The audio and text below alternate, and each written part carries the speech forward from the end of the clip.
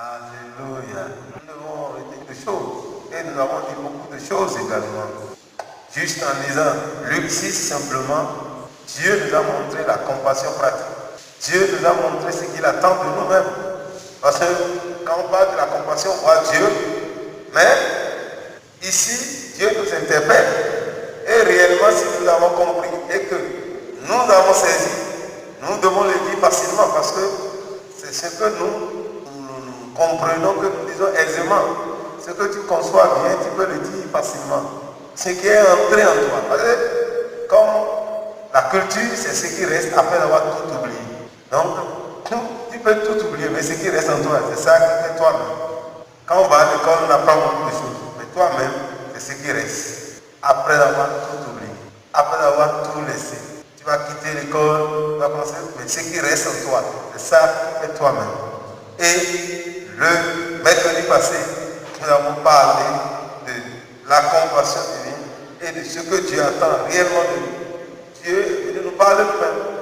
Dieu nous a amenés dans une nouvelle dimension de savoir, comme lui est compatissant, miséricordieux, il nous interpelle également à être compatissant et miséricordieux. Et le texte que nous avons lu a bien dit au verset 38, soyez donc miséricordieux comme votre Père est miséricordieux.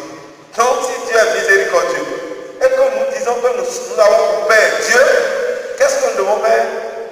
Nous devons être miséricordieux. Tu ne peux pas dire que Dieu est ton Père si toi-même tu n'es pas miséricordieux. Être miséricordieux, c'est aussi, ça veut dire que tu es capable, comme Dieu, de pardonner à ceux qui t'ont offensé. Il faut qu'en ce mois, tu décides de pardonner les gens. Vous voyez, en Israël, il y a des temps où, quand quelqu'un te doit, tu dois lui libérer la dette. Quand le temps arrive, quelle que soit la dette, si c'est un enfant d'Israël, tu es appelé à libérer la dette. À cause de ça, d'autres, quand le temps s'approche, ils font tout pour pouvoir récupérer les dettes. Ou ils n'accordent plus des dettes.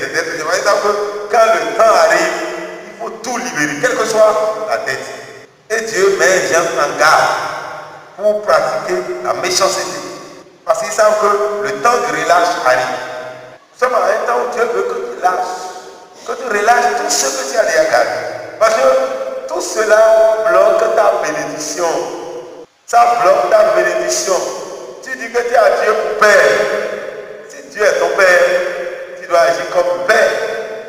1 Jean 2, 6 dit, si nous disons que nous demeurons en lui, qu'est-ce que nous devons faire? Frère, nous devons marcher comme il a marché. Et Dieu, comment Dieu a marché? Dieu a marché dans l'amour.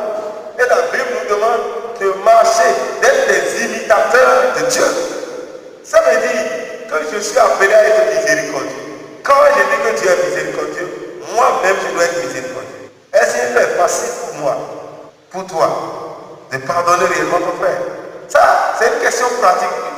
La vie chrétienne est une vie pratique. Des fois, nous sommes tellement spirituels que vraiment, nous oublions le vrai spirituel. Parce que Dieu veut qu'on soit pratique. Si on dit Dieu est miséricordieux, ça dit qu'automatiquement, si je suis un enfant de Dieu, il doit être miséricordieux. Tel Père, tel. Et 1 Jean 4, 17 dit quoi? Que tel que Jésus est, tel nous sommes aussi dans ce monde. Actuellement, Jésus, il est assis à la droite. Pourquoi il est là en train d'intercéder? Donc c'est son cœur de miséricorde, cet amour qui fait qu'il continue de prier même pour toi. Malgré tout ce que tu es en train de faire. Est-ce que toi-même, tu continues de prier pour quelqu'un qui t'énerve, même ton enfant, même ton mari, même ta femme? Vous voyez comment nous, notre cœur c'est quoi? Il était une fois, il y avait une femme, on l'appelle prophétesse. Elle a un mari qui est devenu aveugle. Et elle ne reste pas avec le mari. Elle a eu des enfants pour le mari. Elle a quitté le mari parce qu'elle est devenue aveugle. Elle dit qu'elle est prophétesse. Et il y a un homme qui a perdu sa femme. Ayant perdu sa femme, alors cette femme n'étant pas dans la maison du mari, qui est vraiment vivant aussi. Cet homme alors, et cette femme, s'était arrangé aussi avec les frères de cet homme pour qu'elle devienne femme. Alors que son mari est vivant,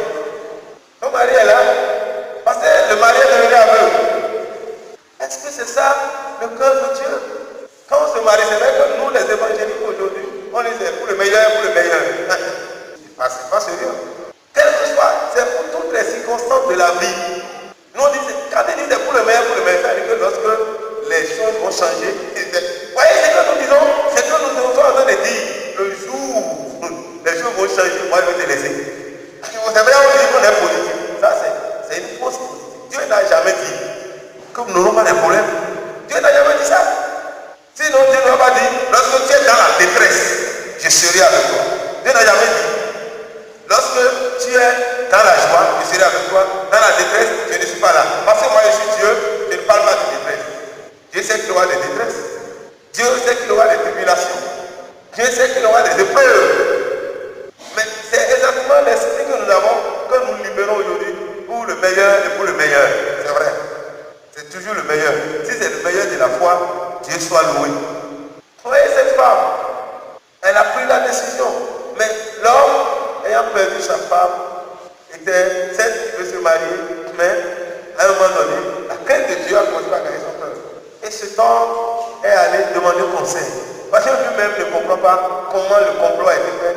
Et tous les frères sont d'accord qu'ils prennent la sœur. Vous voyez, c'est une sœur chrétienne, elle est prophétesse, prophétise. Vous voyez, c'est bon, hein? Elle a des visions, elle a des visions de la famille. Vous voyez, on ne peut pas se marier à la famille, c'est la vie, peut-être. Et le frère allait demander conseil. Et maintenant, on lui dit, mais quelle est la. Et maintenant, on l'amène à la parole. Aussi longtemps que son mari. C'est deux femmes qui ont fait ça. Une femme a quitté son mari aussi. Elle est venue à l'église. Son mari est vivant. Elle est venue à l'église. Le mari n'est même pas converti d'accord. Elle est venue à l'église aussi. Et l'homme a deux femmes à la fois qui sont arrivées challengées. Donc, il ne sait pas vers qui aller. Et il a demandé conseil. On dit, la première condition, est-ce que ces femmes-là sont mariées avec lui? On dit oui, c'est son mari. Leur mari est mort, vivant. Les maris sont vivants. Donc, voilà ce que la Bible dit. Il va dans le livre de Corinthiens. Paul dit, lorsque la femme est liée aussi longtemps que son mari vit. Mais si tu dis que tu aimes Dieu, tu dois garder ses commandements. Si tu aimes Dieu, et voilà ce que Dieu a dit. Et l'homme a dit, c'est ça. Et Dieu dit, si vous avez la bonne volonté, si vous êtes docile, moi, vous allez manger les meilleures productions. Mais si vous n'êtes pas docile, vous aurez des problèmes. Et c'est comme ça. Cet homme a compris. Cet homme est retourné vers les deux femmes. Il est allé relayer le même enseignement de cette femme. La première a compris, elle n'avait pas compris. C'est là à restaurer son foyer. Celle qui a le mari païen, mais la prophétesse n'a pas saisi ça. Elle s'est retirée un peu. Et par coïncidence, une semaine, 2 semaines plus tard, le mari décède. Quand il décède, c'est lui qui envoie le message. Oh, le blocage est levé. Ça, c'est l'amour. Et c'est son mari. Est-ce que c'est ça l'amour? Est-ce qu'elle est miséricordieuse? Est-ce qu'elle a de la pitié pour le pour son semblable? C'est son mari avec qui elle est restée. Ils ont eu des grands enfants. Mais cet homme était devenu aveugle. Mais prophétesse encore. Vous voyez, quand la chose est arrivée, l'homme est encore le frère, il faut prier maintenant. Ça, tu vois, c'est un danger. Celle qui se réjouit de la mort de son mari pour pouvoir te prendre, ça c'est un problème. Parce que c'est ça, toi tu as mis, c'est ça l'obstacle. Voilà le mari n'est plus. Donc il n'a plus d'obstacle. Marie-moi. Vous voyez, est-ce que c'est dans ce cœur-là que nous voulons marcher en tant que chrétiens? Ça ne doit pas être ça, c'est la méchanceté. Mais Dieu nous dit, nous devons être miséricordieux. Comme lui-même est miséricordieux. Jésus ça, parce qu'il est miséricordieux, Jésus continue d'intercéder aujourd'hui pour nous. Il prie pour nous. Il prie. À cause de sa miséricorde, Dieu n'est pas encore venu mettre au monde. Parce qu'il use de patience envers nous pour que les hommes se repentent. Dieu, c'est sa miséricorde, son cœur, qui fait qu'aujourd'hui le monde n'est pas encore détruit. C'est ça qui fait que Dieu n'a pas encore détruit le monde, sinon il a déjà détruit le monde. Mais à cause de son amour, et la Bible dit, soyez donc miséricordieux comme votre Père est miséricordieux. Dieu pardonne. Dieu fait du bien à ceux-là même qui ne le méritent pas. Dieu nous demande aussi à faire du bien à ceux qui ne le méritent pas. Nous sommes appelés à le faire. Vous voyez, les anciens, ils font beaucoup de bien. Ils servent les saints, ils font du bien aux saints, ils font du bien à tout le monde. Si Abraham a eu l'enfant de la promesse, parce qu'il était hospitalier, c'est son amour. Il ne connaissait pas ses voyageurs. Si l'homme a été sauvé, c'est à cause de son amour. Le juste Lot, il était à la porte de Sodome et de Gomorrhe, parce que son âme juste était tourmentée par le péché de ce pays. Il ne pouvait pas rester au milieu de deux, il restait à l'entrée dangers qui sont arrivés, il ne s'est pas détourné de... Vous voyez, lorsque tu as le cœur de compassion, tu seras touché. Dieu va te permettre de comprendre ceux qui viennent de toi. C'est les anges de Dieu. Son cœur. Des fois, les anges viennent nous visiter. Mais parce qu'on n'est pas miséricordieux, on n'a pas la compassion. On n'arrive pas à être touché par ce que l'autre dit. Ce cœur de compassion a fait que l'autre a été délivré.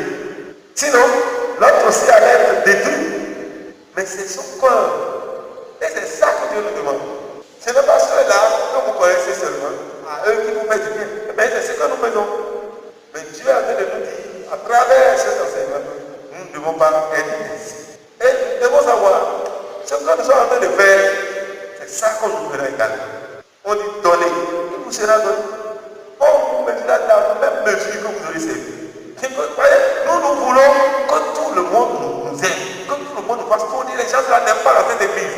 Mais toi, ça veut dire que toi, tu connais l'amour. Commence par aimer. C'est qu'au lieu de dire les gens n'aiment pas, nous démontrons ce que nous savons. On ne le fait pas. On est là seulement pour dire oh, on n'aime pas dans cette assemblée. Pourquoi?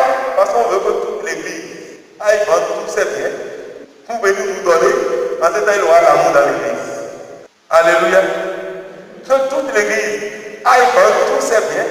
En ce temps, il y a cette église, il y a l'amour. Mais ça, ce n'est pas ça le plan pour nous. Dieu veut que nous soyons comme lui. On dit faire pleuvoir sur les justes et les injustes. Si ceux qui sont ingrats même, ce n'est pas parce que tu as fait du bien à Christ hier. Il est ingrat. Aujourd'hui, lorsqu'il est dans le besoin et que Dieu l'envoie vers toi, que tu fermeras ton cœur. C'est-à-dire que tu n'as pas la compassion. La compassion, c'est de se mettre à la place de l'autre et de vivre ce qu'il vit. Ça, c'est ça la compassion. Et lorsqu'il t'a offensé, tu as besoin de manifester la miséricorde, pardonner à cette personne. Pardonner à cette personne pour ne pas agir selon ce qu'il a fait. Et nous, aujourd'hui, nous répondons aux gens selon ce qu'ils ont fait. Mais Dieu nous appelle à la paix. En tant qu'enfant de la miséricorde, il dit lorsqu'on te gifle, quand l'autre vous allez que Dieu dit non-violence. Non-violence. Mais aujourd'hui, on voit les enfants de Dieu pour caractère. À l'église, on a des choses qui ne sont pas. Non, il m'a dit ça, il m'a dit ça. Mais ce n'est pas un esprit chrétien. Ce n'est pas la vie chrétienne normale. On veut faire des tic au tac. Ça, ce n'est pas l'esprit de Dieu. Dieu est amour. Celui qui aime de Dieu. Et quand on parle de la compassion, de la miséricorde, on montre que c'est la manifestation de l'amour de Dieu envers ses enfants et toute la créature. C'est la manifestation de cet amour. Et quand il y a amour, il y a un geste, il y a une action. Et tu ne peux pas dire que tu es enfant de Dieu si tu ne peux pas pratiquer la miséricorde. Donc, Dieu est en train de nous interpeller. Et comme on l'a déjà dit, la règle d'or, verset 31, et Luc l'a dit, ce que vous voulez que les hommes fassent, faites-le. Nous voulons que les gens nous bénissent. Commence par bénir quelqu'un. Selon ce que tu as. Tu veux que les gens t'aident, quand on aide quelqu'un. Si tu le fais, personne ne va te donner le retour aujourd'hui. On va te retourner l'ascenseur, mais sache que Dieu lui-même viendra à tout secours. Là où tu ne t'y attends pas, les gens vont venir te secourir. Aujourd'hui, nous n'avons pas compris que ce que nous faisons, nous le faisons pour nous-mêmes. Soyez miséricordieux comme le Père est miséricordieux. Pardonnez comme Dieu pardonne. Aimez comme Dieu aime. Sauvez comme Dieu sauve. Ça, c'est important. Quand nous disons un prière, toi, il nous montre la pratique de cette parole. Ce qu'il nous dit, c'est pour notre bien. Un prière 3, verset 9. Vous voyez, il y a un résultat qui accompagne la compassion et la miséricorde. Lorsque nous entrons dans cette dimension, il y a des choses qui vont nous accompagner. Et c'est pourquoi Pierre est en train de parler ici. Il dit, ne rendez pas le mal pour mal. Ça, c'est ça que Jésus a déjà dit dans là-bas. Ne rendez pas le mal pour mal. Il m'a fait ça, je vais lui faire ça. Si tu marches dans cet esprit-là, sache que tu ne seras pas heureux. Parce que tu n'es pas dans la volonté de Dieu. Dieu, s'il doit te rendre ce que tu fais, est-ce que qui d'entre nous fait subsister? Qui? Personne. Nous faisons des choses terribles. Si on commence à dire ce que nous faisons, ce n'est pas normal. C'est-à-dire, nous-mêmes,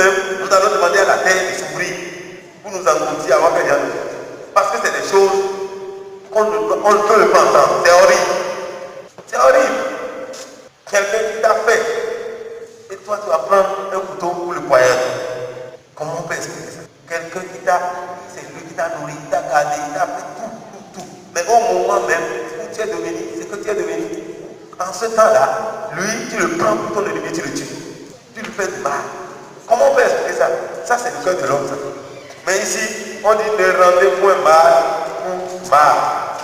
Ni injure pour injure. Vous voyez, lorsque tu insultes quelqu'un, c'est que tu n'as pas l'amour. Toi qui insultes, même ton enfant, tu n'as pas le droit de l'insulter. Il est créé à l'image de Dieu. Vous voyez, des fois nous faisons des choses, nous croyons. C'est qu'à un moment donné, nous ne croyons pas en Dieu. Et nous ne connaissons pas Dieu. Tout ce qui a été créé est de Dieu. Lorsque je me ligue contre la création, je me ligue contre Dieu. Qui me ligue contre ce micro-là, là, c'est pas Dieu. C'est pas Dieu qui a créé le micro. Nous on fait la différence entre ce qui est créé et ce qui est fabriqué par l'homme. Quand c'est Dieu qui l'a créé, tout ce que Dieu a créé est bon.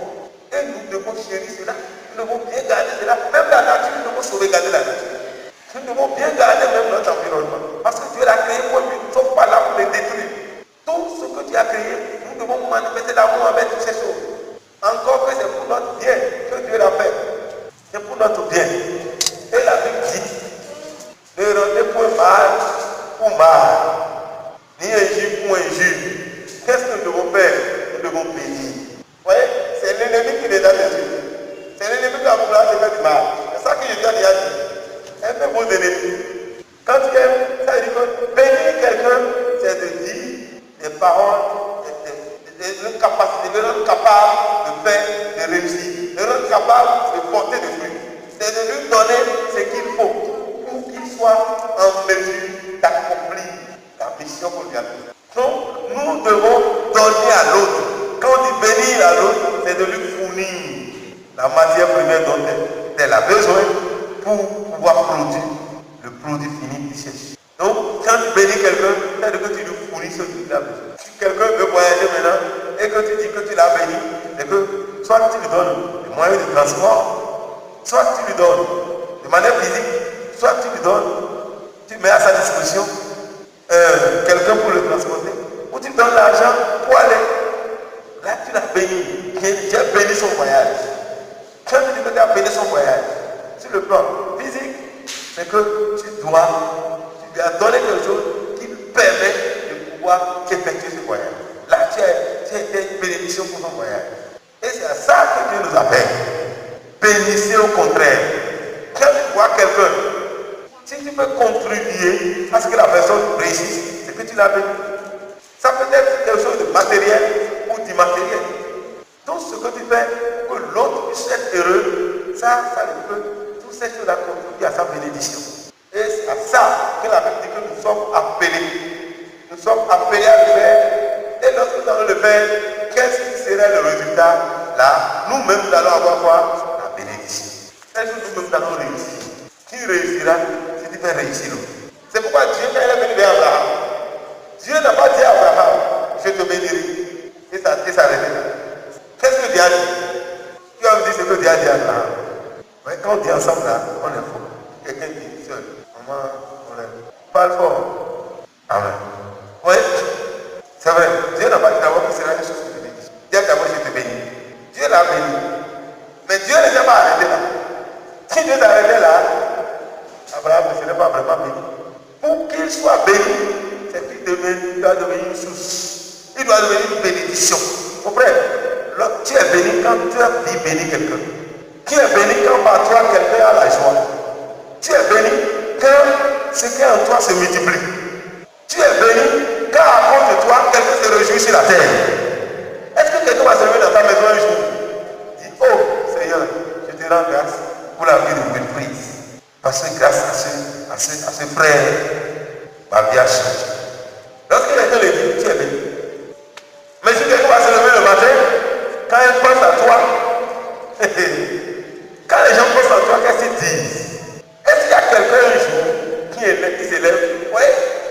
Quand tu fais du bien, Dieu amènera des gens. Ton bien là-bas, il est bien dans ta famille.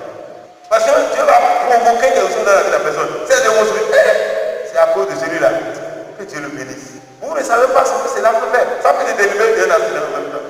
Ça peut te délivrer d'une destruction. Juste parce que là, Dieu a même la pensée pour dire qu'il te bénisse. Ça veut dire qu'il te dit de réussir. Si tu es face à un danger, tu sauves du danger. Mais aujourd'hui, nous n'avons pas compris. Nous n'avons pas compris cela. Pour bénir, parce que nous ne savons pas que lorsque je le mets, c'est une semence. Je suis en train de semer. Ce que je sème, je le récolte. Ce que Dieu veut qu'on fasse, fais-le pour les autres. N'insulte pas. C'est-à-dire que nous devons apprendre. C'est une culture. C'est une culture. Moi, je n'étais pas chrétien. J'étais religieux quand j'ai appris qu'il ne faut pas insulter. C'était un prédicateur méthodiste qui prêchait. Et le vieux disait, quand vous insultez un enfant, que l'enfant est fait à l'image de Dieu. Donc, lorsque tu insultes un enfant, pour dire que l'enfant, sa tête est longue, ou tu es en train de dire que Dieu a une longue tête. Quand tu dis que ses yeux sont tournés, tu es en train de dire que c'est Dieu que tu insultes. Et quand il a dit ça, ça m'a touché. Parce qu'on nous a dit que Dieu est grand. C'est lui qui a tout créé. C'est ce qu'on nous a dit. Mais comment on va insulter Dieu? Et on dit qu'il est plus grand que nos papas. C'est lui qui a créé. Et donc quand on insulte là, c'est Dieu. Dans ma petite tête, c'est comme ça qu'on m'a regardé. Je n'aime plus insulter quelqu'un. Quand il insulte, c'est Dieu. Si tu insultes Dieu là, il va te détruire. Si nous comprenons ça, nous n'allons pas insulter. Parce que l'homme, qu'il soit chrétien ou païen, est créé à l'image de Dieu. C'est ton enfant, mais ce n'est pas ta propriété. Nous ne sommes des gérants, nous ne sommes pas des propriétaires. C'est un abus de langage quand on dit que l'homme, le propriétaire, à qui appartient la terre? À Dieu. À qui appartient ce qui est sur la terre? À Dieu. À Dieu, la terre et tout ce qu'elle en fait. Le monde et tout ce qu'il contient. Si c'est comme ça, quand je me lis contre ce qui est sur la terre, je me lis contre qui? Contre le propriétaire. Le propriétaire. Il y a un propriétaire. Même la terre, le terrain que tu as acquis à coût d'argent. Même ici, si le gouvernement décide, pour dire on t'arrache la terre, tu fais la quoi? C'est là qu'on va te dire, la terre appartient à l'État. Et quand l'État va venir t'arracher, Dieu va venir. La terre appartient au Créateur. L'État a créé quelque chose. Eux-mêmes sont obligés de laisser. C'est Dieu qui est l'auteur. Ton enfant, même il faut ne pas l'insulter. Corrige-le. Dieu n'a pas dit d'insulter un enfant. Tu insultes ta femme, tu insultes ton mari, tu insultes tes patrons. Mais si tu insultes, tu n'auras pas un bon résultat. Mais Dieu dit, quand on t'insulte, n'insulte pas. Ça, c'est l'amour. C'est ça qui dit, quand on te gifle, ne gifle pas. Alléluia. Alléluia. Est-ce que c'est facile? Que je vienne ici maintenant, je commence à crier pour que. Avant que je finisse avec lui, je te respecte. Aujourd'hui, là, je vais te montrer. On laisse Dieu de côté. Ah non, on laisse Dieu de côté. Il va tourner la page. Et les gens qui sont dehors, qu'est-ce qui se passe? Ils sont à l'église ou bien ils sont où là? Parce qu'il n'a pas l'amour. L'amour, le manque d'amour fait qu'il y a du cash dans l'église. Cash dans l'église. Mais s'il y a l'amour, ça nous amènera à nous pardonner, à comprendre l'autre. Vous voyez, l'autre qui agit mal, c'est qu'il est possédé, en fait. Il est possédé. Celui qui insulte là, il est possédé par l'esprit d'insulte. C'est une possession. C'est le diable qui le manipule. C'est de prier pour lui pour qu'il soit délivré. Quelqu'un qui est possédé, comment tu vas te battre avec un fou? Les gens vont te dire que tu es plus fou que lui. Donc, quand quelqu'un agit mal, il faut savoir qu'il a un problème. C'est qu'il y a vraiment, il a un problème. C'est pas il dit non, mais pardonne-les. Quand ils ne savent pas ce qu'ils font. J'ai déjà compris que nous avons des problèmes. Mais la personne ne sait pas qu'il a des problèmes. Il va voir qu'il est vraiment. Les gens qui sont comme lui, tu as raison. Tu as raison. C'était moi, j'allais même dire plus que ça. Lui, il a légion. Les légions qui est dans sa vie. C'est de le délivrer. Il faut le délivrer. Il faut prier pour qu'il soit délivré. Donc, s'il est délivré, il va comprendre que ce qu'il fait là n'est pas normal. Donc, c'est important de comprendre ce que Dieu a fait de lui dire. Il dit, c'est en faisant cela que nous allons hériter la bénédiction. Il dit, nous sommes appelés à le faire. Alléluia. Alléluia. Tu es appelé à le faire. Et lorsque tu le fais,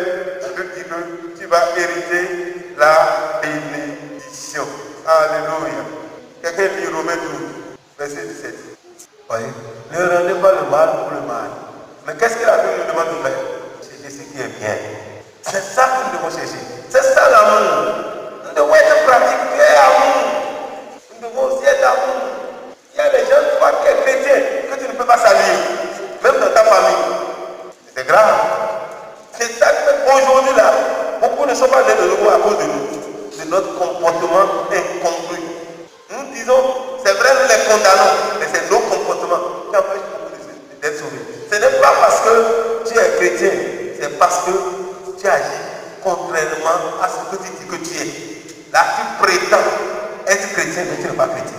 Parce que ton comportement, ton caractère, tu as un vilain caractère qui ne te montre pas que tu es chrétien. Ta façon de faire, c'est toi qui te fâches plus en famille. C'est toi qui te fâches très vite. C'est toi qui as des propos blessants. On ne peut pas s'amuser avec toi. C'est fini. Tu commences à dire de n'importe quoi. Ça, ce n'est pas chrétien. Aujourd'hui, les gens se méfient de toi parce qu'ils ne veulent pas de problème.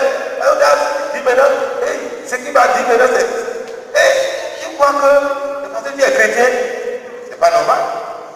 La Bible dit que notre parole soit pleine de grâce, assaisonnée de sel.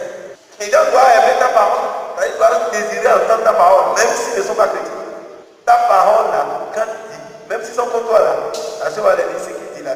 Mais aujourd'hui, nous les chrétiens, par notre caractère, les gens disent c'est ça, moi je ne suis pas chrétien. Parce que s'il faut être chrétien, pour haïr tout le monde, pour être chrétien, pour ne pas pardonner, quand on te fait quelque chose, tu ne peux pas pardonner. Et pour ne pas pardonner, qu'est-ce qu'on trouve en disant? C'est parce qu'il est sorcier. Est-ce que Dieu t'a dit de pardonner à ceux qui ne sont pas sorciers et de ne pas pardonner aux sorciers? Et là, tu te pardonnes. Tu pardonnes, ça ne peut pas dire que tu ne dois pas être sage dans tes relations. Tu dois pardonner. Nous devons faire la différence entre certaines. Nous devons être sages, avoir de la maturité spirituelle pour faire la différence dans certaines de nos décisions. Dieu dit ne rendez pas le mal au mal, mais cherchez à faire du bien, à faire du bien, à faire du bien. D'autres pour se venger, ils vont tout faire pour faire tomber le pasteur dans la détresse. C'est se venger là, parce qu'il a prêché comme ça. Ils vont monter tout. Et quand il va tomber, c'est eux qui vont aller dire, ah, pasteur là, lui-même là, il est tombé dedans. D'autres vont elles vont aller jusqu'à faire tomber. Les gens viennent pour la délivrance. Se préparer pour le pasteur. Elle ne porte rien, elle est là seulement. C'est juste enveloppe qu'elle a. Quand tu dis, c'est pourquoi quand tu pries pour la délivrance, il ne faut pas fermer les yeux. Il faut bien suivre le mouvement. Quand il dit au nom de Jésus, tu vas t'attacher à toi comme ça. En même temps, le païen est à terre. Il veut détruire ton ministère, c'est tout. Si tu refuses de faire ce qu'il veut, il va crier, il va dire, parce qu'il a fait quelque chose. Oui, il a jamais son frère, il vient à l'église, très, très propre. Mais c'est pour détruire. Ça, c'est l'amour, ça. Ils ont ça dans leur cœur. Les gens font pour mission de venir détruire certaines choses ou certains frères. Parce qu'on voit que tu es engagé. D'autres même ils se déguisent pour venir. Parce qu'ils veulent te faire tomber. Et quand tu tombes dedans, tu seras surpris de méconnaître le frère. Parce qu'il a un objectif. Il y a des gens qui sont dans l'église. Leur mission, c'est les vierges qui cherchent dans l'église. Quand on dit c'est leur vierge, j'aime ça. Ma soeur, Dieu va t'aider. C'est comme comment il va, c'est lui. Et il a une vision. Si serait ma femme. Le jour des vierges, il dit non. Dieu m'a montré que ce n'est pas toi. Il cherche d'autres vierges dans l'église. Mon frère, si tu es dans cet esprit-là, ça ne marche pas. Ce n'est pas l'amour. L'amour fait du bien. L'amour fait du bien. Quand on voit les couples, quand les gens s'entendent, ok, lui va vouloir entrer au milieu de ces couples. Qu'est-ce qu'il va faire? Si c'est un homme, il va vouloir détourner la femme. Quand on va faire les cadeaux. Ah, le frère là, il vous aime. Il va gagner le cœur du mari, sans savoir qu'il est gagné le cœur de sa femme. Si c'est la femme, il va commencer par faire des choses. C'est tata gentille. Non, elle est simple. Elle est humble. Elle ne parle même pas du tout. Mais son problème, elle sait ce qu'elle vise. Quand il va faire tomber l'homme là, il sait que le foyer est l'air. Quand il va allumer le feu, il se retire. Ah, pas de problème. C'est lui-même, c'est l'homme. Qu'est-ce qu'il veut faire? Moi, je ne veux rien. C'est ça l'amour. Dans l'église. Dans l'église. Si ça arrive dans l'église, où est-ce que nous allons? Nous ne devons pas. La sœur n'a pas confiance en sa sœur. Ça c'est dangereux. Parce que quoi? On n'a pas l'amour. Si l'amour n'existe pas, ça c'est dangereux. Nous devons vivre l'amour. L'amour nous amène à avoir confiance. Quand le frère Gabriel va me voir avec sa femme, il ne va pas avoir peur. Même si dans la nuit noire, s'il a amour, elle ne doit pas avoir peur. Parce qu'elle sait que c'est un frère. Mais aujourd'hui, il y a des frères. Tu vas laisser ta femme avec un frère. Et ils vont faire 3 mois.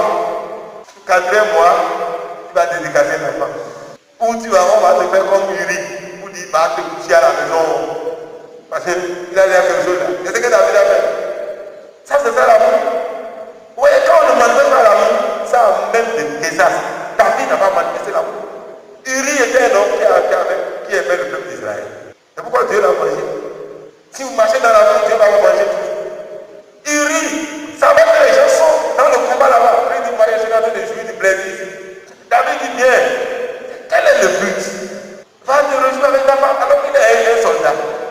Au moment où le peuple est en guerre, c'est en ce temps que David vient. Quand il est arrivé, il dit, mais Uri, non, tu as tout combattu là. Ta femme est là. Depuis quand il a commencé à s'intéresser à sa femme? Depuis quand? Parce qu'il lui-même ne peut pas marcher dans l'amour. Et Uri dit, non, moi je ne peux pas. Uri n'a même pas couché à la maison. David a dit, ce gars-là, il est dangereux. Il est dangereux. Lui, au lieu d'aller dedans, et là, la paix sera terminée. Uri n'a pas fait ça. Aujourd'hui, est-ce qu'on a des frères?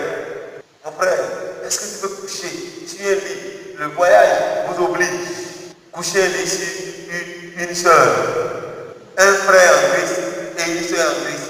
Mais vous êtes contraints à coucher sur un lit. Est-ce que la nuit, tu vas dormir? Est-ce que tu vas dormir? Est-ce que tu vas dormir? Ça, si l'amour est, tu vas dormir, mais est-ce que tu vas dormir? Oui, c'est ça. Nous devons arriver dans la pratique. Si maman JC vient chez moi et que la pluie commence par tomber, qu'elle ne peut pas rentrer, est-ce que son mari va payer là-bas? C'est son pasteur qui l'est, non? C'est ça le problème. Est-ce que le mari va dire ça? C'est ça, nous devons arriver à cette dimension. Que maman Ben vient faire moi. Elle est arrivée chez moi. Et en même temps, ma femme est allée chez son mari là-bas. Et la pluie torrentielle a commencé. Elle est obligée de passer la nuit là-bas. Elle aussi est obligée de passer la nuit. Qu'est-ce qui va se passer? Est-ce que le père Christian va dormir? Est-ce que la sœur Danse va dormir? Est-ce que la sœur Notine va dormir? Mais c'est ça le problème. S'il n'a pas l'amour, même les foyers ne peuvent pas tenir. Les foyers ne peuvent pas tenir. Il y a des choses là que les gens me disent, oh, j'ai vu ta femme là-bas. Mon cœur ne sera pas Gbagbo. Parce que je suis pas en Côte d'Ivoire. Je ne suis pas un Ivoirien pour faire Gbagbo. Mais il y a des moments donnés, si on te dit, à certaines personnes on dit, j'ai vu ta femme. C'est fini. Mais ça ne peut pas être ainsi. S'il y a l'amour, que ma femme aille au milieu des milliers de personnes, ce n'est pas un problème. Oui, l'Abraham aimait Sarah. Abraham avait confiance. Aujourd'hui, si tu te hasardes, pas fait comme Abraham. Ta femme va partir. Vous dites, c'est ma soeur. C'est ta soeur. Il faut la prendre. Tu n'auras plus de femme. L'amour a fait que Sarah a pu braver les choses. Parce qu'on l'a donné comme femme au roi. Mais pourtant, Abraham avait confiance. Abraham avait confiance que Sarah ne peut pas la trahir. Mais est-ce que ton mari peut avoir confiance en toi? Est-ce que ta femme peut avoir confiance en toi? Que la femme dit non, non, non, tu es mon mari, moi je peux donner ma tête à couper. Est-ce qu'aujourd'hui, il y a un homme qui peut donner sa tête à couper pour sa femme? Il y a une femme qui peut donner sa tête à couper pour son homme? Est-ce qu'avant que tu ne rentres, ta tête ne sera pas coupée? Effectivement. Qui est dans ta tête à couper? Il faut te dire. Parce qu'il n'a pas l'amour. Et Dieu nous appelle à l'amour. L'amour véritable. L'amour véritable. Que tu aies confiance en ta femme. Confiance en ton mari. Quelle que que soit ce qui se passe, les gens peuvent parler. Tu dis non, si c'est ma femme, pas de problème. J'ai confiance. Ça, quand nous entrons dans cette dimension, il aura vraiment la bénédiction. La bénédiction. Et c'est à ça que Dieu nous demande. C'est à ça que le frère Germain voyage. On l'envoie, c'est juste au Togo tout près. Et il est logé dans l'hôtel. Et la jeune Tinclair, elle a servi tout le matin. Elle dit non, même je vais passer la nuit avec toi, sans problème. Tu n'as pas besoin de payer. Tout est payé dans l'hôtel. Comment tu vas faire? Ça, c'est important. Que maintenant, quand je suis parti au Sénégal, j'appelle ma femme, tu es où? Oui, je suis avec la sœur Stéphanie. Est-ce qu'elle va dormir? J'étais avec la sœur Stéphanie, mais elle est dans le monde. J'étais resté avec la sœur Stéphanie dans le même appartement. C'est elle qui, elle m'a préparé à manger, on a resté, on a posé, on a prié même jusqu'à minuit 50. Est-ce que 3 jours après, elle ne serait pas à l'hôpital pour dire, oui, c'est ça en fait dans la chose. Parce que quand on sort de cet écart, elle est là-bas, personne ne la voit, personne ne me voit. Ni vie ni connu. C'est loin, on n'est pas comme ça, c'est rien, Dieu comprend. Ça là, c'est l'amour circonstanciel. Circonstanciel de temps. Oui, qu'est-ce qu'il y a de véritable amour? Quand elle va apprendre, elle est dans la joie. Ah, tu as vu la soeur? Si la vraiment, il y a une soeur vraiment qui peut la saluer. Vraiment. Déjà ici, c'est elle-même qui va dire, vous mettez tout pour voir la soeur. Mais s'il y a des interrogations, c'est de prier pour que la soeur soit en mission. Sur sa mission, qu'elle est déjà allée pour Dieu là-bas. Parce que quand elle était ici, là, je l'ai vu, je l'ai regardé comme ça. La soeur, quand la soeur, la quand qui sourit ensemble là, pas sûr. Mon frère, l'amour. C'est ça que Dieu me demande. Je ne peux pas faire du mal là-haut. Vous voyez, si je fais, frère Germain, si je vois sa femme à la maison, il faut que le frère Germain, quand il va apprendre que le pasteur est là, qu'il ne laisse pas le manger là-bas pour une catastrophe. Il faut qu'il vienne. Mais non, c'est le pasteur là, c'est bon. Vous voyez, nous devons manifester l'amour. L'amour. Quand la femme a des difficultés d'enfantement, l'ami va visiter sa femme et l'autre est en voyage. Qu'est-ce qu'il va faire? Il va l'aider. Si tu l'aides, est-ce que tu l'aides? Il ne le fait pas du bien. Il ne faut pas faire du mal. Il faut faire du bien. Il faut faire du bien. Il faut faire du bien. Quand tu le fais le bien, c'est qu'à la fin de son mari, tu pries pour sa femme. Et quand tu pries, il faut que Dieu va t'exaucer. Dieu exauce ses prières. Quand le mari va venir là, la femme va regarder ça, elle va dire ça, c'est un ami.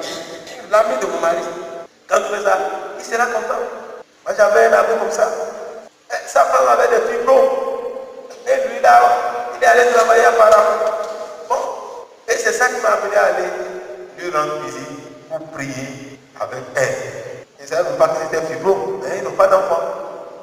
Et la sœur, on a prié. Et on a prié pour elle, et en même temps, la voisine aussi a demandé, on est allé me prier sur la voisine. En même temps, le jour-là, Dieu a dit qu'il a donné l'enfant à cette soeur. Mais quand son mari est revenu, effectivement, la femme est tombée enceinte, sans opération de fibro. Elle a enfanté, et le mari lui a dit, ça, c'est Dieu dedans. Et c'est à cause de Dieu dedans. Et quand il est arrivé, il a eu deuxième aussi, sans faire l'opération de fibro. Parce que si vous manifestez l'amour, Dieu agit. La compassion. Son mari n'est pas là. C'est ton ami. Va le visiter et prier pour lui. Quand quelqu'un voyage, pour aller rendre visite à ses enfants, ça c'est l'amour. Ça. Combien de fois nous le faisons dans l'église? Quand tu apprends qu'il a voyagé, tu pries. Et le jour où il arrive, encore tu retournes chez lui. Quel amour! Est-ce que c'est ça l'amour? Au moins il a besoin de toi. Parce qu'il n'est pas là. Il a besoin de toi. Il y a des moments où moi je voyage. C'est en ce temps-là, l'enfant est malade à la maison. S'il n'a personne pour venir, oui, il aura la catastrophe. Mais l'amour fait que l'enfant est sauvé. L'enfant est sauvé. Moi, je ne suis pas là. Moi, souvent, quand je ne suis pas là, que les enfants sont souvent, ils vivent des crises des fois. Mais parce qu'à cause de l'amour, Dieu veut que l'enfant est sauvé. Que ce soit au Loiseau, il a eu cette situation-là. Que ce soit Kevin aussi, il a eu ça. Parce que moi, j'étais à un autre champ d'évangélisation. bien sûr. Mais c'est en ce temps-là que l'ennemi veut profiter. Mais à cause de l'amour, Dieu suscite d'autres personnes. Et toutes les 2 fois, un jour, c'est vraiment le gars est devenu motard. Ouh, c'est d'avoir motard. Les policiers disent j'ai mort. Les policiers vont libérer la mort, ils disent c'est motard. Il faut partir. Parce que le policier dit non. Mais policier, il y a mort. Motard. On dit c'est motard. Il faut quitter. Ils ont quitter, libérer la mort. Oui, si on ne manifeste pas l'amour, il y aura la catastrophe. Or, juste l'amour, ça peut sauver. Ça peut sauver. Donc, vraiment, Dieu veut que nous soyons pratiques. En ce temps de compassion, réfléchis. Fais du bien à quelqu'un. Réjouis le cœur de quelqu'un. Oublie ta situation et fais du bien. Dieu dit, je te bénirai. Et tu deviendras, tu seras une source de bénédiction. Tu es béni le jour, tu commences par bénir quelqu'un. Quelle que soit la richesse que tu as, si tu ne peux pas bénir quelqu'un, tu n'es pas béni.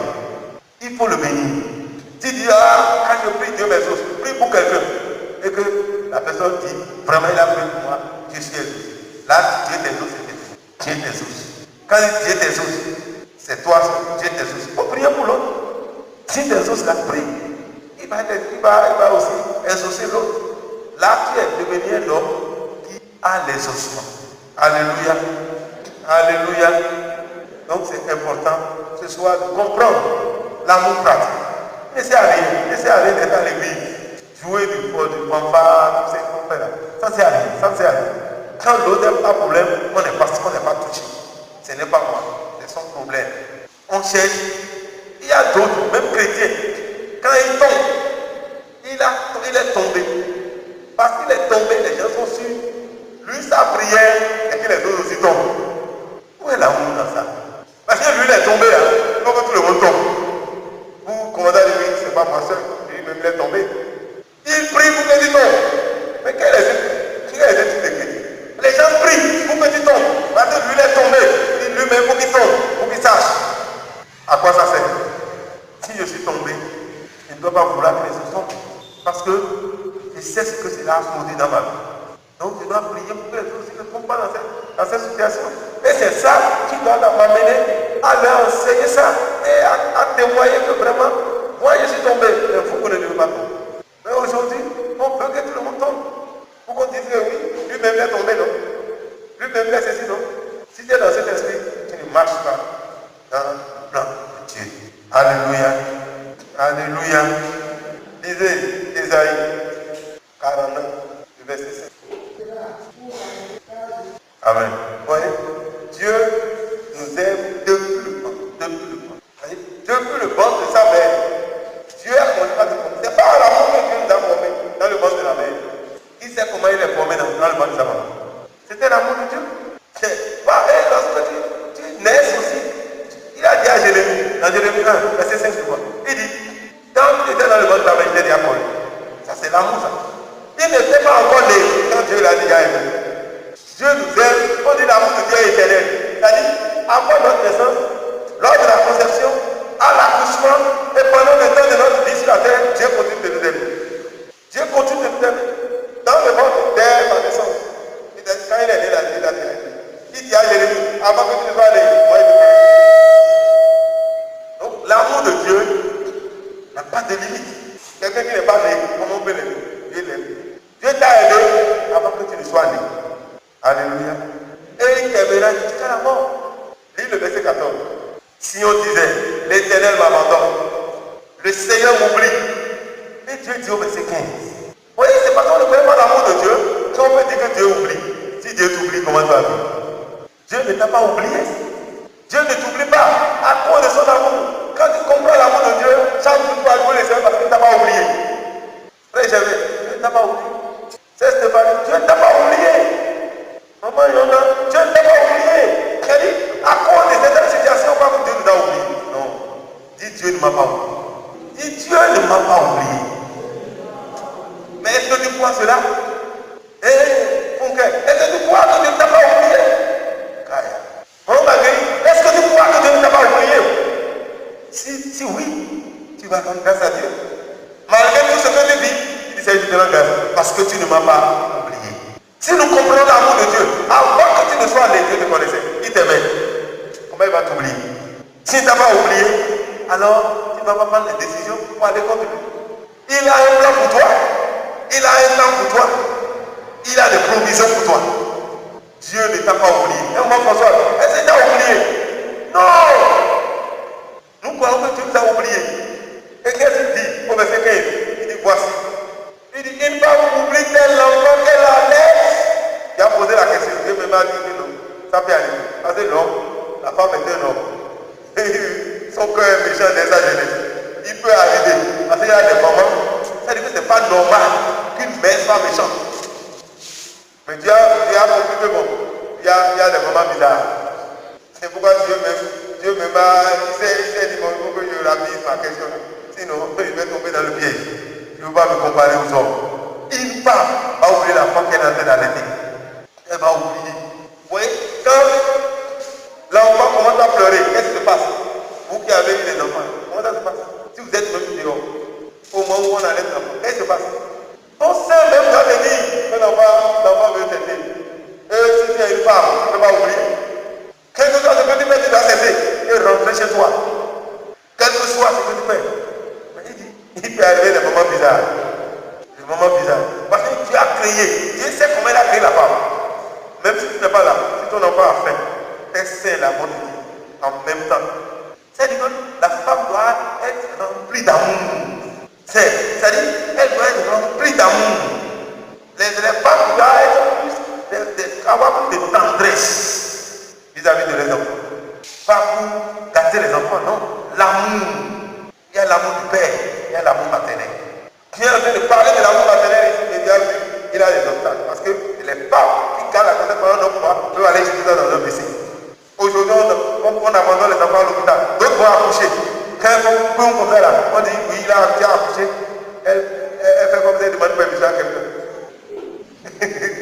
Je vais arriver. Quand elle fait comme ça, on cherche la maman dans le pas. Même à Cotonou, ici, elle est allée accoucher. Les enfants la comprennent dans les hôpitaux, là, chez les pères, chez les gens. Et c'est aujourd'hui, c'est ça que les divitis là vont faire. C'est parce qu'elle ne peut pas avoir d'enfants. Et il veut adopter des enfants. C'est les enfants des mamans sans amour. Vous comprenez? Parce qu'on n'a pas de cœur. Mais Dieu dit, n'a-t-elle pas pitié du fruit de ses entrailles? La femme. Vous voyez, c'est ça que aujourd'hui. Cette femme-là, Dieu, cette question que je pose là, parce que c'est là que le diable dit, non, défier Dieu. Je ne peux pas la sorcellerie à Dieu. Parce que les sorciers sont. Toute personne qui est sorcière va sacrifier ses enfants. Quel que soit ce qu'il veut. Si tu peux ne pas tuer comme ça, il va sacrifier leur destinée, il va sacrifier leur vie. Il va faire sacrifier. Quand ta maman est sorcière, si tu sais, au lieu de l'attaquer, la prie, que tout ce qu'elle a volé, que Dieu te restaure. Cesse de la combattre elle-même. Prie que le Seigneur vienne à toi. Parce qu'elle oublie, elle n'a pas pitié du fruit de son entraille. Tu ne peux pas être sorcier et avoir pitié du fruit de ton entraille. Si ta mère est dans la sorcellerie, tu dois prier que le Seigneur délivre ta destinée. Que le Seigneur, parce que si elle ne t'a pas tué physiquement, elle t'a déjà tué spirituellement. Elle t'a déjà tué, elle a tué ta gloire. Elle a tué quelque chose en toi. Parce qu'elle n'a pas pitié du fruit de ses entrailles. Mais parce que toi, tu n'arrives pas à mourir. Ok, c'est pas grave, tu peux ne pas mourir. Mais tu vas vivre comme quelqu'un qui est déjà mort. C'est pourquoi les enfants qui ont des parents qui sont dans ce monde, vous voyez toujours, ils finissent mal. Ils souffrent, à part ceux-là qui ne connaissent Jésus-Christ. Sinon, il a des situations que vous n'arrivez pas à expliquer dans leur vie. Vous n'arrivez pas à expliquer ce qui se passe. Il a tout son diplôme, mais on ne comprend pas ce qui se passe. Belle fille, même si on doit élire des Miss, même à l'église, elle sera Miss. Dans le monde, elle sera Miss. Dans sa famille, elle est Miss. Mais elle ne peut pas se passer. Elle va vivre une vie qui ne glorifie pas Dieu. C'est tout. Parce qu'on l'a déjà vendu. Parce qu'ils n'ont pas pitié du fruit de leurs entrailles. Mais toi qui es mère, si tu es mère chrétienne, toi qui n'aimes pas tes enfants, qui peut les insulter, tu ne l'aimes pas, qui peut vouloir les détruire, tu peux te tuer. Tu vas tuer ton enfant, tu n'as pas pitié du fruit de ton entraille. Tu vas tuer ton enfant, quelque chose à ce qu'il t'a fait.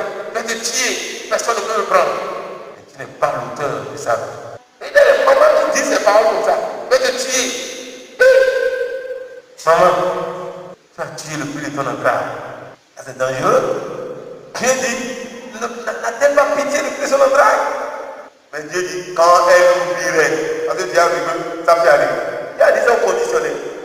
Quand elle oublierait, il se peut que cela arrive. Parce qu'il y a des mamans bizarres. Je prie ce soir qu'aucune maman bizarre ne soit nommée parmi les femmes de l'église. Que ce soit tu changes ton caractère.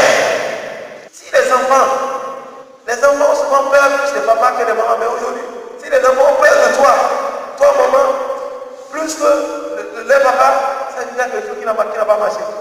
Il y a quelque chose qui n'a pas marché. C'est pas normal. Parce que quoi? La femme est créée avec la tendresse, l'amour. C'est pourquoi Dieu ne demande pas à la femme aime ton mari. La femme aime naturellement. Mais si toi tu es entré dans la dimension de celui qui n'aime pas, pas aimer le mari d'autrui, aime comme dit là. On dit la femme aime. Pourquoi j'aime le mari? N'aime pas le mari d'autrui. C'est pas de ça qu'on parle. Pourquoi aimer les maris d'autrui? Aime-moi parce que je suis ton pasteur, mais ne m'aime pas pour être ton mari. Ça ne marche pas. Donc j'aime le pasteur. Est-ce que tu l'aimes de l'amour agapé ou de l'amour? Oui, c'est ça. Oui, des fois on dit aime là, il n'aime pas. Ce qu'il aime là, c'est te détruire. Quand tu vas tomber, tu vas comprendre qu'il ne t'aime pas. Comme cette femme qui faisait le lit au prêtre. C'est une soeur. C'est les soeurs. Faisait le lit au prêtre. Il y a de l'histoire du père. Le père s'est converti plus tard. Et le père est converti parce que sa maman est morte. Il croyait que le père avait la possibilité de prier pour que sa maman réussisse. Le père n'a pas fait. Et elle dit que lui va rentrer dedans pour sauver les vies. Parce que l'extrême option qu'on fait, il croyait que le père allait prier pour que sa maman ne meure pas. Il est rentré dedans et commence à lire la Bible. Mais un jour, parce qu'à une heure donnée, on éteint toutes les lumières. Parce que c'est la discipline. Il est revenu. Quand il rentre sur son lit, le lit est mousseux. C'est que le lit n'est pas normal. Qu'est-ce qu'il y a sur le lit? Il avait la soeur qui a fini le lit, elle était là. Quand le prêtre a fait chaud, il a vu, il a giflé, l'autre a crié, il a réveillé les pères. Quand ils sont arrivés, c'est quoi? Non, c'était l'amour naturel. C'était le premier choc. On dit c'est l'amour naturel.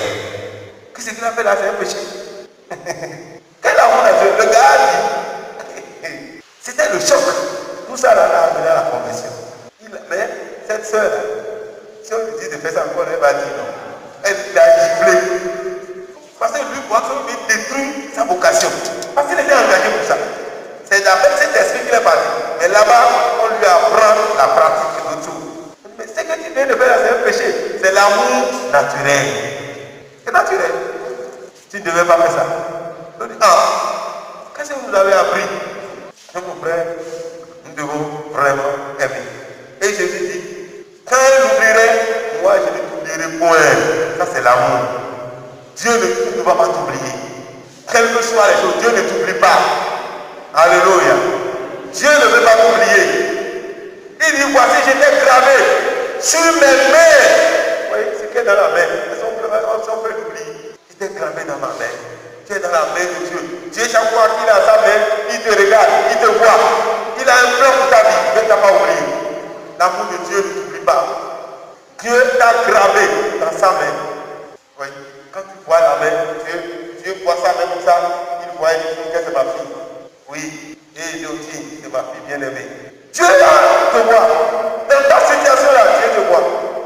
Ne cède pas. Voilà pourquoi quand tu comprends l'amour de Dieu, tu ne vas pas pécher. Non.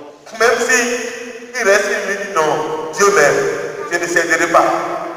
On dit non, si tu fais ça, juste un coup, tu seras directrice. Tu ne peux pas accepter. Si mon Dieu m'aime, il peut faire de moi directrice sans cela. Si tu fais ça, on va t'accorder cette grâce. Non. Si tu aimes, tu ne le feras pas. C'est même cet amour qui fait que nous péchons.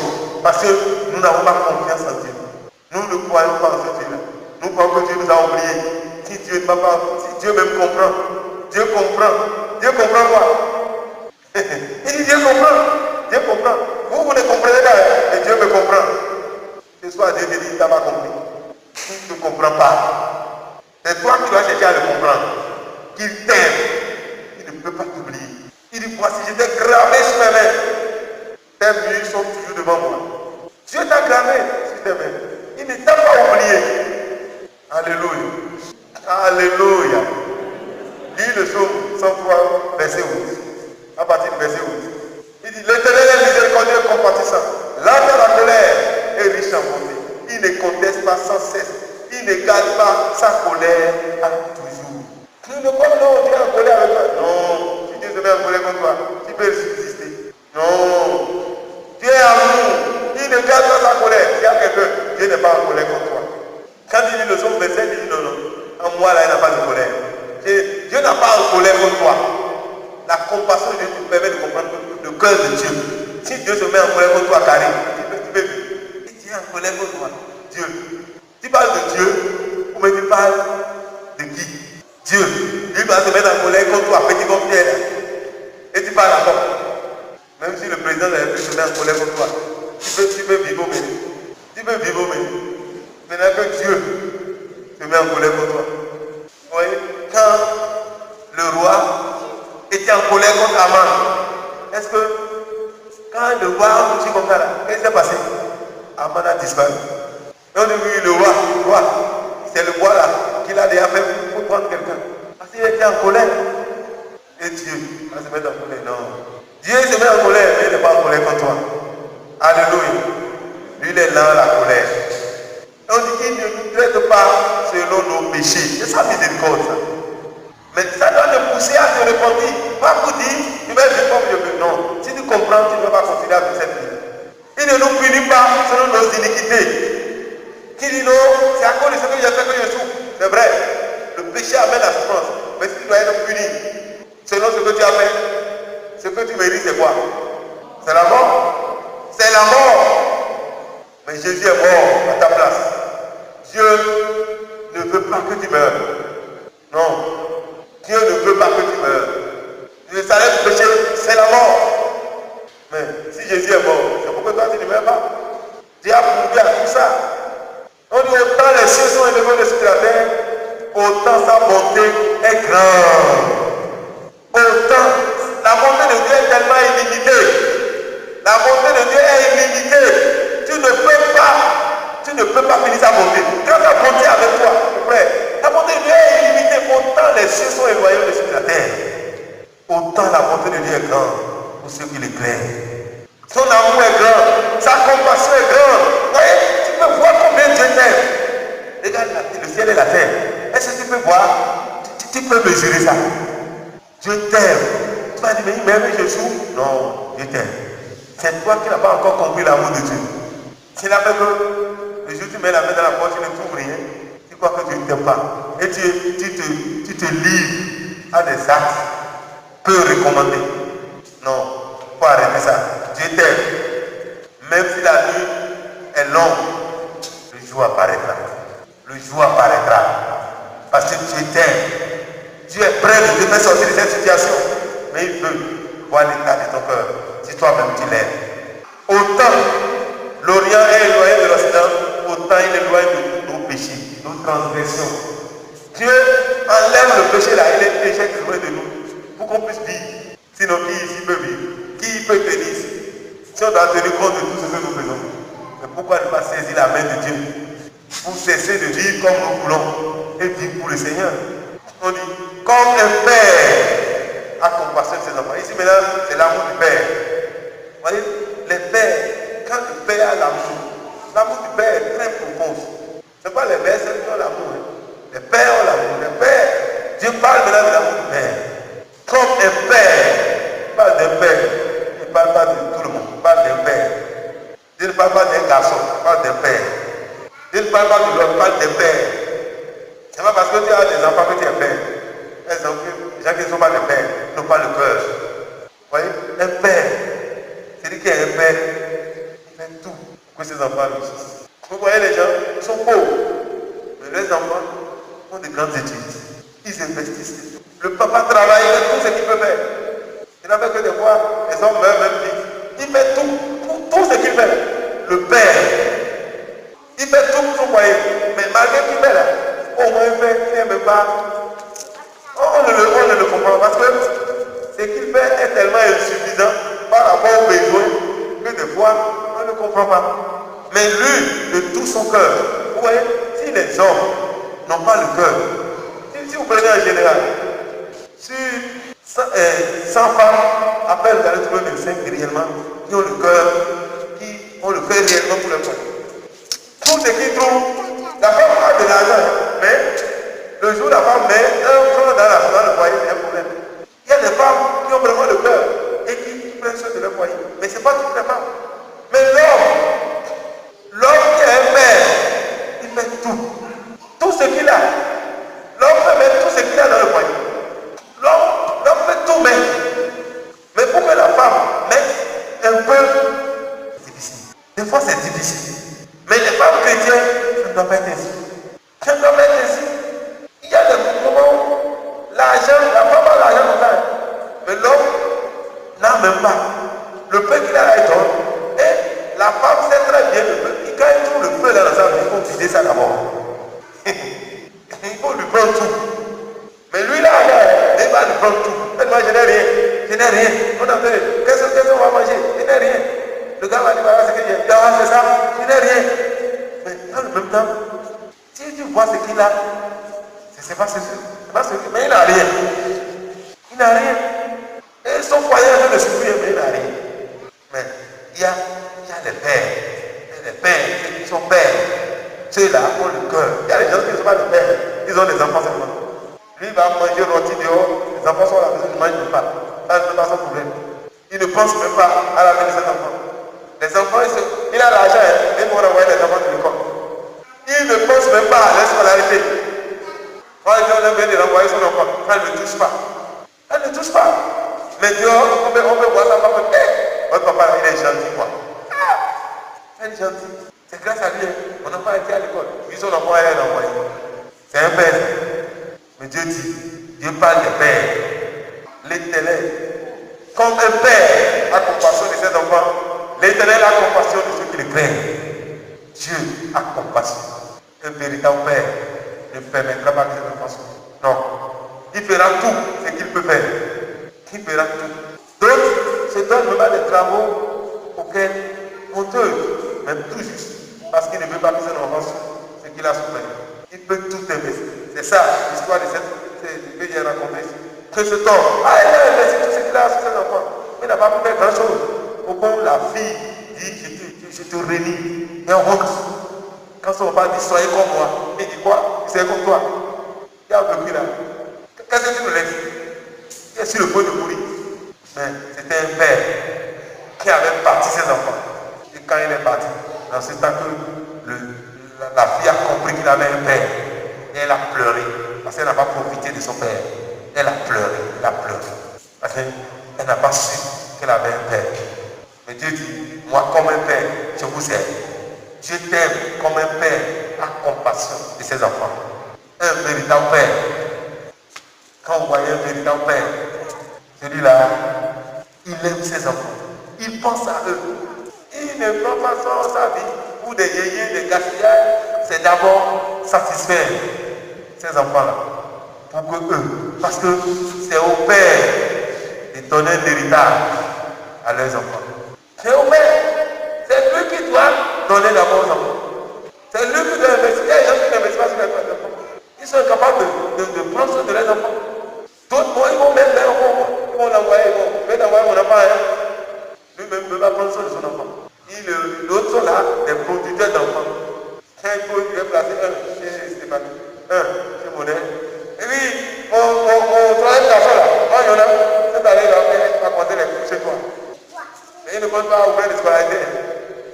Il envoie ses produits parce qu'il n'est pas responsable. Mais Dieu dit non, lui il est responsable. Comme un père a compassion, lui il a compassion. Dieu a compassion de toi. Alléluia. Alléluia. Car il sait de quoi nous sommes formés. Il se souvient que nous sommes poussière. Dieu te connaît, il sait quelle est ta faiblesse. C'est pourquoi Dieu vient à tout ce que Dieu ne te laisse pas. Après, il faut que tu comprennes que Dieu sait de quoi tu es capable, de problème que tu as, tu ne t'abandonneras pas. Il ne te délaissera pas. Il sait de quoi tu es formé, il connaît ta faiblesse. Dieu sait ce que tu traverses. Et il t'aime. Il t'aime. Alléluia. Alléluia. Il sait que l'homme là, il est sur la terre. L'homme, ses jours sont peu nombreux. C'est pourquoi Dieu prend soin de nous. Mais la bonté de l'Éternel Dieu à jamais pour ceux qui le craignent. Et sa miséricorde pour les enfants de leurs enfants. Si tu crains Dieu aujourd'hui, tes enfants seront en sécurité. Mon frère, tu es en train d'investir pour tes enfants. Si tu marches dans l'intégrité, tu marches dans la foi, tu marches. Voyez, si Salomon est béni, c'est à cause de David. Si Isaac est béni, c'est à cause d'Abraham. Si Jacob est béni, c'est à cause d'Isaac. Si Joseph est béni, c'est à cause de Jacob. Est-ce que tes enfants peuvent être bénis à cause de toi? Ou maudits à cause de toi? Si tu crains Dieu aujourd'hui et tu saisis le Dieu de la compassion, tu es en train d'établir la bénédiction pour tes enfants. La bonté de Dieu tue à jamais pour ceux qui le craignent. Et sa miséricorde pour les enfants de leurs enfants. Vous voyez, lorsque tu crains Dieu, Dieu va se souvenir de tes enfants. Vous voyez, malgré tout ce qui s'est passé, à cause de David, Dieu n'a pas détruit Salomon. C'est à cause de David, à cause de son père. Dieu dit à Isaac, à cause d'Abraham. Moi je vais te dire, à cause. Donc c'est important que nous marchons dans l'amour à l'instant de Dieu et de nous soumettre à lui. Si nous gardons son alliance, Dieu également nous gardera pour toujours. Donc mon frère, ma soeur, ce soir, dans l'amour pratique, aimons comme Dieu a aimé. Et connaissons Dieu. Il aime, il nous aime comme un père. Et maman, aimez vos enfants. Ayez des entrailles d'une mère. Je connais une maman, sa fille était devenue autre chose. Elle est partie même à l'extérieur. Elle ne pouvait même pas rester. En catastrophe, elle est rentrée. L'amour de la mère. C'est qu'elle se lève la nuit. Elle pleure. Elle tape son sein pour prier, crier à Dieu, Seigneur. Cet enfant, ce qu'elle faisait, c'était une honte. Elle pouvait maudire son enfant, mais ses entrailles étaient émues. Aujourd'hui, c'est cette fille qui devient sa confidente, qui fait sa joie. Parce que l'amour de la mère s'est manifesté. Et Dieu a touché cette fille. Et cette fille est devenue comme grande sœur réellement. Quand elle était la fille aînée, elle est devenue grande sœur pour ses frères. Et à cause d'elle, ses frères aussi ont pu atteindre leur destin. Parce que quoi? La mère, ses entrailles sont venues. Au nom de l'enfant, elle est devenue capricieuse. Elle faisait le contraire. Ce qu'une fille devient devenue. Comment elle devient? Ce que la maman devient, c'était terrible. En catastrophe, c'est l'extérieur. Mais quand maman crie à Dieu, Dieu a touché le cœur, elle est partie. Et elle est devenue une bénédiction pour tous ses frères. Parce que la maman a prié. La maman était émue. Et tu as une mère qui prie pour son enfant. Tu l'écoutes. C'est là le cœur. Même si ton enfant qui est détruit, qui devait pleurer, pleure devant le Seigneur pour cet enfant-là. Ne l'abandonne pas. John Wesley, Charles Wesley, selon l'histoire, c'est des enfants capricieux de leurs parents. Mais la maman Wesley qui a 14 enfants, on dit qu'elle priait chaque jour pour ses enfants, en appelant le nom de chaque enfant. Combien de temps elle va passer à la prière? Et aussi pour les enfants qui étaient dans la délinquance à l'université déjà. Mais quand elle a prié à Dieu. Ces gens sont amenés au réveil en leur temps. Et c'est ça qui a fait l'église méthodiste. Et en ce temps-là, on dit quand John Wesley prêche, les manteaux tombent. Ça veut dire que tu ne peux pas passer là. Et le Saint-Esprit ne va pas te côtoyer. Tu seras touché. Charles, lui, compose des chansons. Les cantiques de chansons aujourd'hui, quand il compose, George vient chanter devant les gens. Et la puissance de Dieu envahit. Jusqu'aujourd'hui, quand vous chantez les cantiques, vous ne voyez pas les vibrations. La puissance qui accompagne. C'est pourquoi le méthodisme, malgré tous ceux ils ont plus de cantiques. C'est ceux qui ont créé l'église. C'est eux qui ont créé ces choses. Quand les gens ont délaissé ce feu qui était à l'œuvre. C'est avec le feu que cette église était née.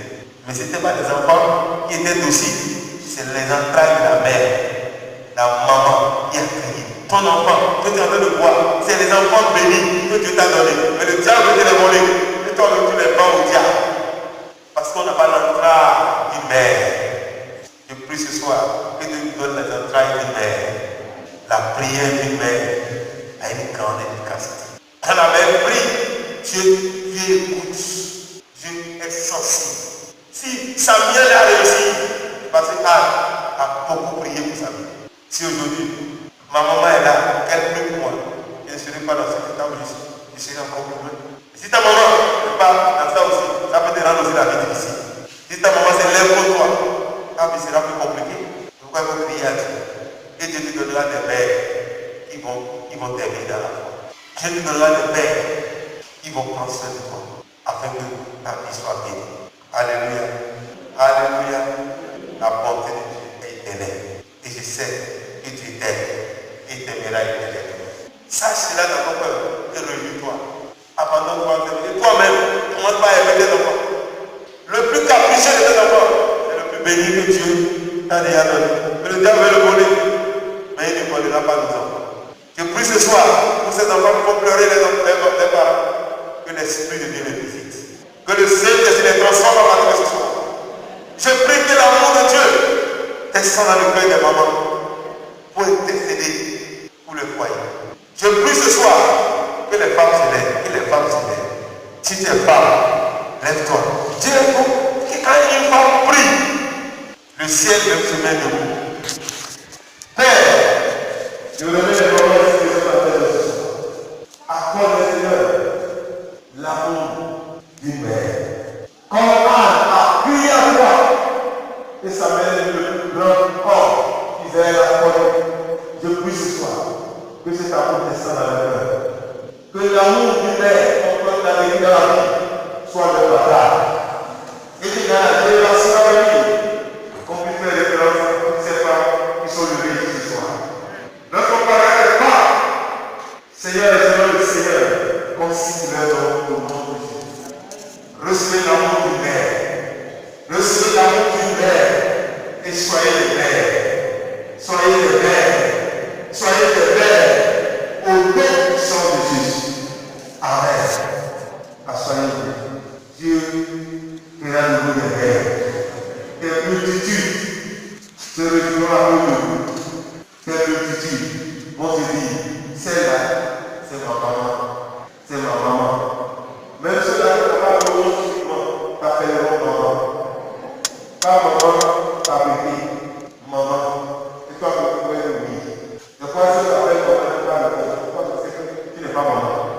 Mais dès ce soir, Dieu vient de faire maman. Et quand il dit oui, la bénédiction va être ce soir. Alléluia. Que les parents se lèvent. Parce que l'amour de Père est très capital. Ça te rend responsable. Ça t'amène à compliquer la responsabilité. Il y a des gens qui sont responsables. Ils ne vivent sous le dos de leur parents. Je ne peux pas dire que Dieu ne va pas bénir la femme. Si Dieu bénit la femme, ce n'est pas une raison pour que toi, tu te couches sur le lit et que tu tournes sur ton lit jusqu'à midi avant de venir. Tu dois travailler pour ton foyer. Un vrai père doit penser à la vie de son foyer et prendre soin. Et Dieu fera de tout un château de plus des véritables pères. Mets ta main sur ton cœur. Père, voilà ces pères qui sont là ce soir. Que le cœur de Pierre soit monté ce soir. Donne à ces pères des cœurs de chien et qu'ils soient des pères qui ont compassion de leurs enfants. Qu'il en soit ainsi dans ce jour. Que l'amour du Père soit descendu dans nos cœurs maintenant.